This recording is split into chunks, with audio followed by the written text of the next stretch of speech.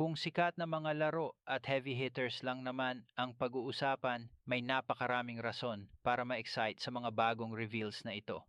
Ang undisputed king ng gabi ay walang iba kundi ang grand finale, ang Final Fantasy VII Revelation. Sila ang absolutely humakot ng spotlight nang i-unveil nila ang iconic Highwind airship habang lumilipad sa isang breathtaking, seamless open world.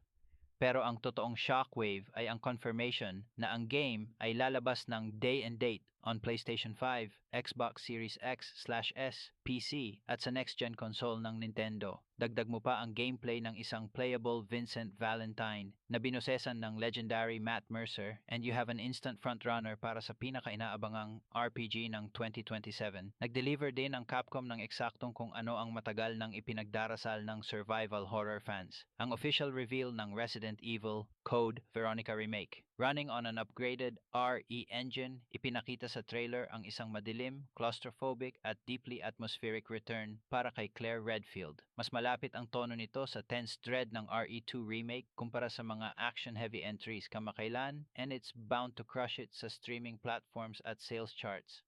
Speaking of pure horror, ginulat ng Creative Assembly ang lahat by announcing Alien Isolation 2, isang sorpresang babalik sa atin sa nakatatakot na atmosphere ng original game. Kaya get ready to hide in lockers all over again. Para sa fans ng open world action at narrative-driven games, may nakuha tayong dalawang mabibigat na pagbabalik. Finally, totoo ang mga bulong-bulungan. Ang Assassin's Creed Black Flag Resync is on the way. Ibabalik tayo nito sa golden age of piracy gamit ang high seas naval combat, completely powered by modern gen visuals at gameplay mechanics. At the same time, muling nagpakita ang The Wolf Among Us 2 kasabay ng isang brand new, gritty, neo-noir trailer. Matapos ang napakahabang paghihintay, buhay na buhay ang pagbabalik ni Bigby Wolf sa fabled detective thriller na ito that narrative gaming fans will surely keep their eyes on. Para naman sa fighting game enthusiasts, isa pang malaking sorpresa ang nagpayanig sa buong komunidad.